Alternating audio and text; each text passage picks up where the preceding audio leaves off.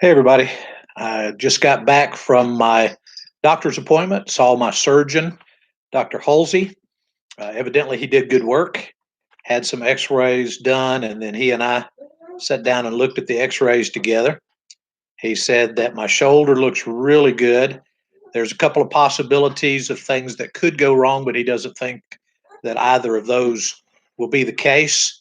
I've got about 2 more weeks that I have to just kind of protect it and not do much, and then I'll start physical therapy here in a couple of weeks from today. So that kind of looking forward to that, starting to get a little bit more range of motion on my shoulder. As far as my ankle and my pelvic bone are concerned, those are healing well. And he says that basically I can do whatever my pain levels will allow me to do. And for the most part, my pain levels have been pretty good. If any of you have ever had to wear one of these silly boots, you know how badly I want to not be wearing this boot. And he gave me permission to take that thing off uh, as is tolerated. So he's not too worried about the slight break that I had on my ankle bone. So anyway, lots of good news today. We're going to move off of the Sermon on the Mount and start talking about the other kind of teaching that Jesus did that perhaps he's most famous for, and that is the parables. If you have access to the PowerPoints, you can easily keep up with the things that we're going to take a look at today. I'm going to try to set this up on my uh, side over here so I can have an eye on it. Oh, that actually made it the full screen. So now I'm guessing that you're still seeing me and I'm seeing my notes. So if I suddenly disappeared, oh well, listen to the lovely sound of my voice and I'll keep giving you the message that you need to get. But we're going to be talking about parables. The first thing I guess that we need to do is just clarify terms. They're not just a New Testament phenomenon, they happened in the Old Testament as well. The Old Testament word for the parable is ma'ashal, which is Mashal.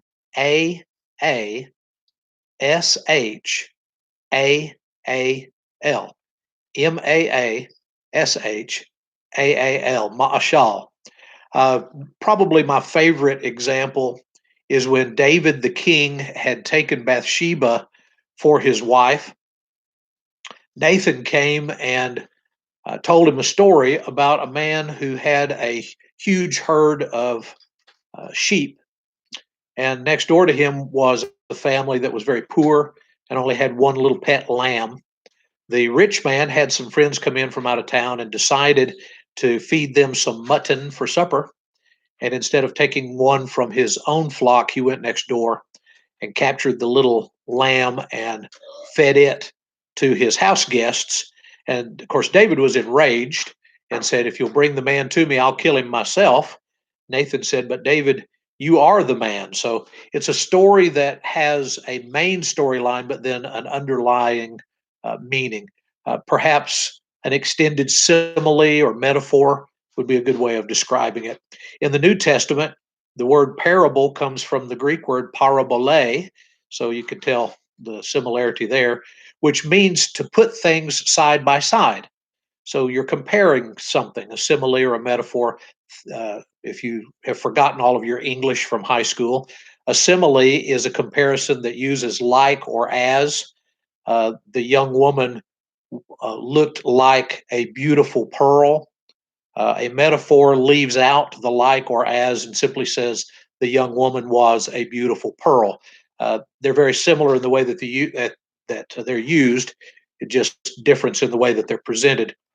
There's an old saying, and I'm not even sure how old or where it started, but an earthly story with a heavenly meaning is one way that parables have been described.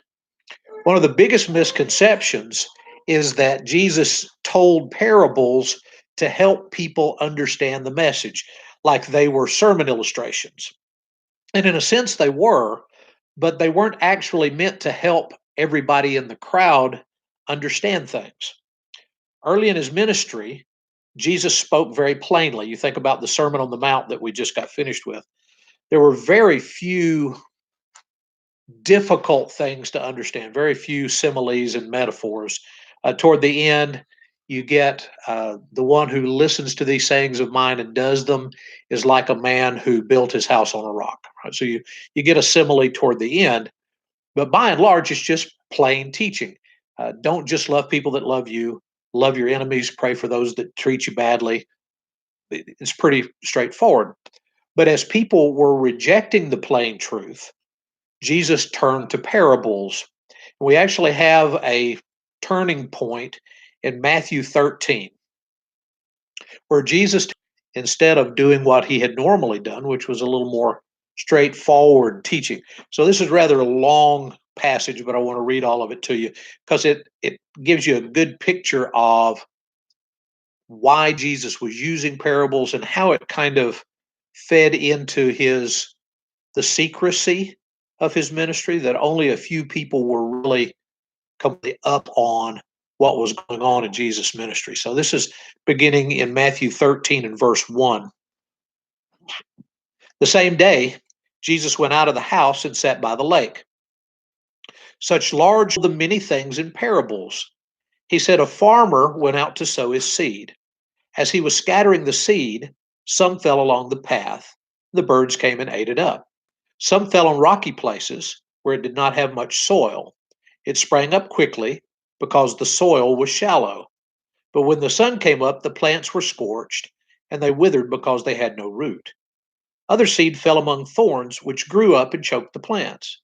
Still other seed fell on good soil, where it produced a crop, 100, 60, or 30. That something different is going on, is that Jesus invokes this formula. Whoever has ears to hear, let him hear. You run into that again in the letters that Jesus writes to the seven churches in Revelation. To each church, he gives teachings, and then he says, here, let him hear what the Spirit says to the churches. So there's this clue in that there's hidden meaning going on here. There's something deeper than the surface. This isn't just a story, then pay attention. Well, the disciples came and asked, why do you speak to the people in parables? And he replied, because the knowledge of the secrets of the kingdom of heaven has been given to you, but not to them. It will be taken away from them. I speak to them in parables, so that seeing they do not see, hearing they do not hear or understand. In them is fulfilled the prophecy of Isaiah. You will always be hearing, but never understanding. You will always be seeing, but never perceiving. This people's heart has become calloused. They hardly hear with their ears. They have closed their eyes. Otherwise, they might see with their eyes and hear with their ears and understand with their hearts and turn, and I would heal them. But blessed are your eyes because they see, and your ears because they hear. Truly, I tell you, many prophets and righteous people longed to see what you see, but did not see it, and to hear what you hear, but did not hear it. So the ones who have ears to hear are the disciples, those who are close by, those to whom God is revealing the underlying meaning of these parables. And they have an inside track that the multitudes don't have. They can actually go to Jesus and ask the question, right? They come to him and they say, well, why are you speaking to them in parables? And he gives them the meaning then of the parable. And as you read on down, you can see what the parable actually is talking about. Talking about the texture of people's world crop up and choke out the word. And then there's some people that have good hearts that bring forth a good response to the gospel. But that's the message that he's teaching the people, even though the people don't really understand. Just following this, there's another parable about another field, and the Son of Man goes out and sows good seed into the field, and then Satan comes behind him and sows bad seed, sows weed in the field, and the discussion that takes place following that, and he interprets that one for the disciples. So we have two in a row at the beginning of Matthew 13 that give us a good idea of what Jesus is. 39 parables and 37 miracles recorded in the Gospels. Right? So we took a quick look at miracles. Now we're taking a look at the teachings of Jesus, and the parables and the miracles add up pretty much the same. Luke has more parables than the other three. So as you're doing your readings, and by the way, some of you are already finished with that. Congratulations on getting that done so early. Some of you are more than halfway, which is where you should be. Just a general get at where you should be right now, somewhere around 60 chapters would be a good place to be. If you're reading 1 or 2 chapters a day, then if you're at 60, you'll get close to being finished by the time that we get ready to take that grade. If you are below 60, then you may need to double up and read at least 2 chapters a day, at least until you get to closer to the 100. You don't want to squander this one. This one's an easy grade. All you have to do is read the assignment, and you can get 100 on a major test. So keep that in mind. Hopefully, you've got a little bit of time freed up because of the COVID epidemic. But whatever you do, uh, don't forget about your readings. So anyway, Luke has more parables than do the other three. He also includes more stories about underdogs. Underdogs being people that in their culture would not have usually been the heroes. Right? In their culture, it usually would have been the stories. Not only does Jesus make common people the heroes of his stories, he also makes women uh, the heroes, and sometimes even Samaritans. Uh, in John chapter 4, there's a discussion Jesus has with a Samaritan woman. So, I mean, it's about as far down the totem pole as you could get. And she ends up being somebody worthwhile. She had 5 failed marriages, was living with her husband, and Jesus still offered her living water, and she ends up bringing people to listen to Jesus. It's really an amazing story. So when you get to John 4, pay special attention to that woman. All right. The parables fall into 2 major categories, and I want you to remember this. There are some that just deal with general audience. You've got um, a farmer went out to sow his seed. There's several different kinds of hearts represented by the kinds of soil on which the seed falls. Just general audience. Anybody could put these parables to use. As Jesus gets closer and closer to the end of his ministry, he tells more and more parables that are very caustic, very judgmental, very in your face parables that are aimed at the Jewish leadership. Right? So again, you go back to the Sermon on the Mount, unless your righteousness exceeds the righteousness of the scribes and the Pharisees, you'll never enter the kingdom of heaven. He points out not only, as he does in the Sermon on the Mount, how we can have a better relationship with God than perhaps the scribes and the Pharisees. Toward the end of his ministry, he points specifically at the flaws that the scribes and the Pharisees have, things that look good to other people on the surface, but underneath there are underlying problems that he points out, and he does a lot of those things by way of parables. Sometimes the leadership knows that he's talking about them, and sometimes they don't.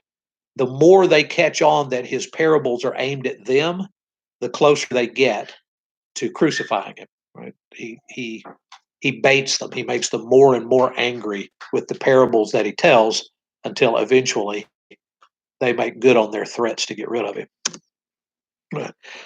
So there's several things that we can do to help us understand the parables. Obviously, we're second generation readers, so we've got times that Jesus will just explain the story. He'll tell them what he's talking about, and that makes everything really easy. Like Matthew 13, we've got those 2 parables where Jesus tells the story and then goes back and explains what the stories mean. Sometimes the context of the story explains the story. And I want to run over real quick and read to you from one of Luke's uh, parables. Let me get there. I'm using my phone for my Bible again today. I think most of you do that anyway, so you're used to this.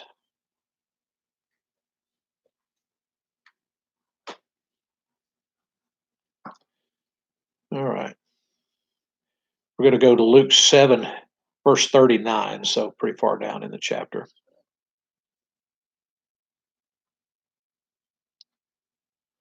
Okay, the background for this parable, there's a woman who comes into a place where Jesus is eating dinner, and she's not a good woman by social standards, right? She has a reputation.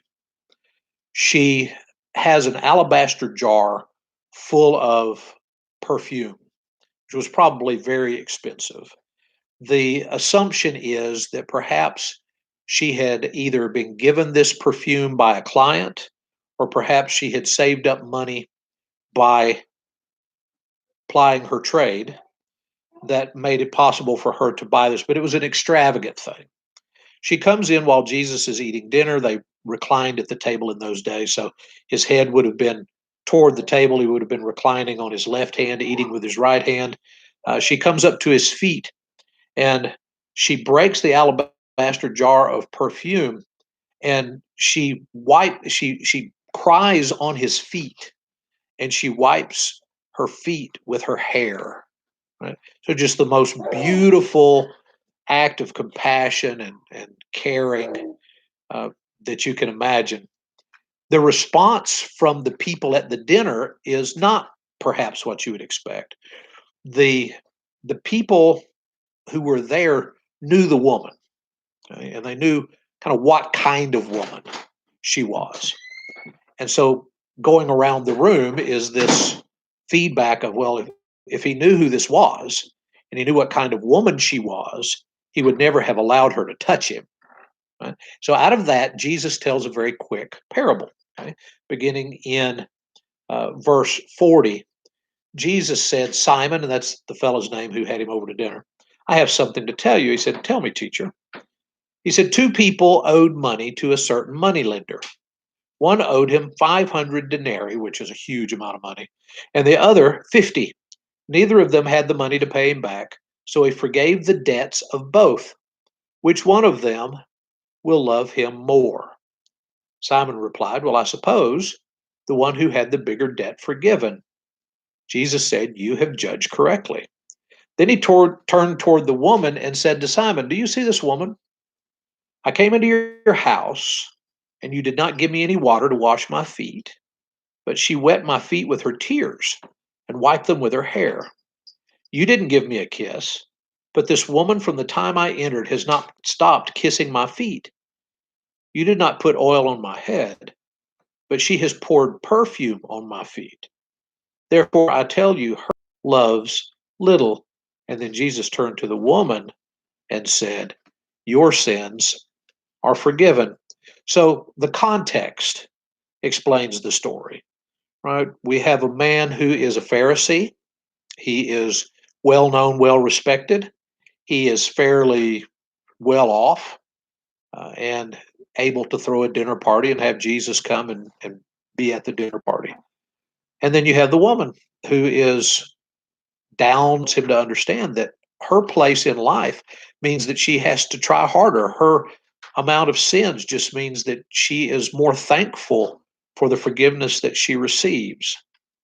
And so the context of the wealthy man and the poor prostitute woman gives us an understanding of the parable that Jesus tells. Uh, Third, keep in mind the audience and the occasion. Sometimes Jesus is molding people.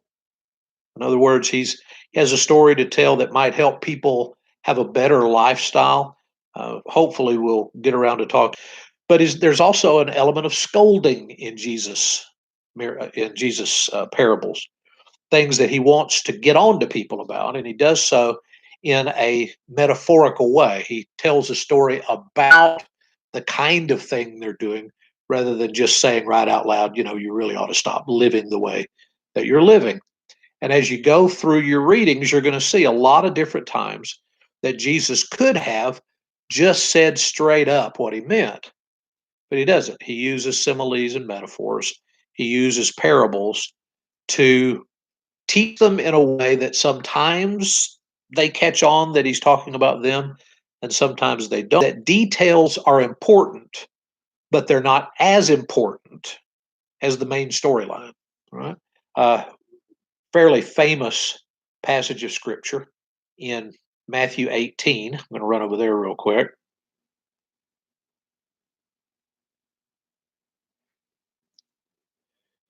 Which has to do with numbers and a little bit with interpretations in the different uh, translations that we have. Oh, did I go to the right place?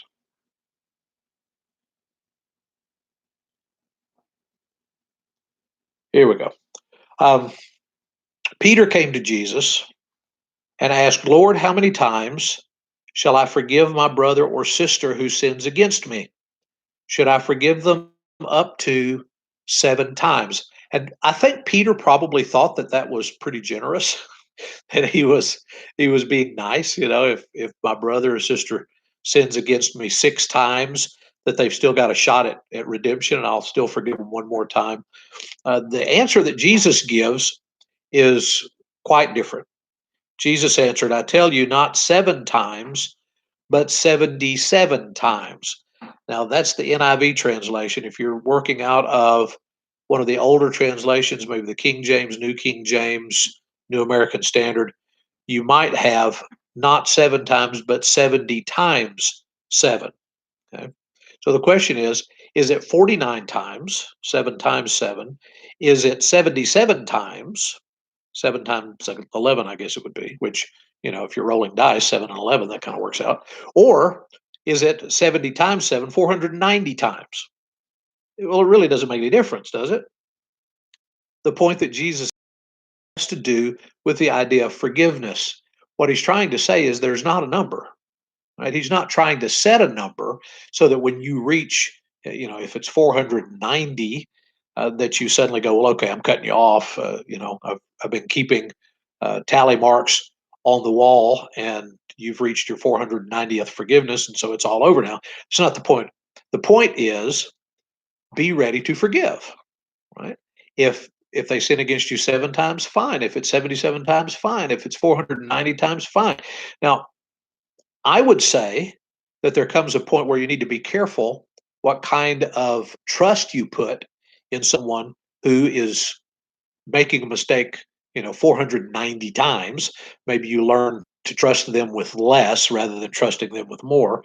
But here is the parable that Jesus gives to illustrate the idea of being forgiving. The kingdom of heaven is like a king who wanted to settle accounts with his servants. As he began the settlement, a man who owed him 10,000 bags of gold was brought to him. In other words, there's zero chance this man is ever paying off what he owes the king. Since he was not able to pay, the master ordered that he and his wife and his children and all that he had be sold to repay the debt. At this, the servant fell on his knees before him and said, Be patient with me, and I will pay everything. Servant's master took pity on him, canceled the debt, and let him go. Now, notice what happens here. We're not talking about the man comes and says, Please be patient with me, and I will pay you everything. And the guy says, Well, okay, I'll take payments, and eventually you'll pay me off. Now, he comes and he says, Be patient with me, and I'll pay you everything. And the king says, instead, cancel the debt. So he goes from, I'll never be able to pay it off. I'm going to be an indentured servant. My wife, my kids, everything that I own, everything is going to now be turned over to the king. He goes from that to clean slate. Right? Go back to that woman who anointed Jesus' feet. How thankful should this guy be? How grateful to have that huge a debt forgiven. Okay? So he canceled the debt and let him go. But when that servant went out, he found one of his fellow servants who owed him 100 silver coins. Not very much. Easily paid off. Eventually, that debt would be serviced. But he grabbed him and began to choke him down. Pay back what you owe me, he demanded. His fellow servant fell to his knees and begged him, Be patient with me, and I will pay it back. But he refused. Instead, he went off and had the man thrown into prison until he could pay the debt. When the other servants saw what had happened, they were outraged and went and told their master everything that had happened. The master called the servant in. You wicked servant, he said. I canceled all that debt of yours because you begged me to do it. Shouldn't you have had mercy on your fellow servant, just as I had on you?" In anger, his master handed him over to the jailers to be tortured until he should pay back all that he owed. This is how your heavenly Father will treat each of you unless you forgive your brother or sister from your heart. So, back to the original question. Peter comes to Jesus and says, "Jesus, how often shall I forgive my brother or my sister if they sin against me? Up to 7 times?" Jesus says, "No, I don't say up to 7 times. I say up to 77 times, or I say up to 490 times, whichever translation you're dealing with." In other words, you just keep forgiving. Why? Well, because you have been forgiven so much. So again, the details, the numbers are not important in the story. It doesn't really matter how many times you come up with that you should forgive. The point is, you should always be ready to forgive because God has already forgiven you so much. And bottom line, which of us could ever pay off what we owe the Father that was paid off for us by the Son? All right. Um, I've got a note on here that says next time you give this lecture, you need to expand it. It's too short. But I think probably 30 minutes. That's what I'm kind of shooting for. Um, so I want you to think a little bit about parables, how you've viewed parables in the past.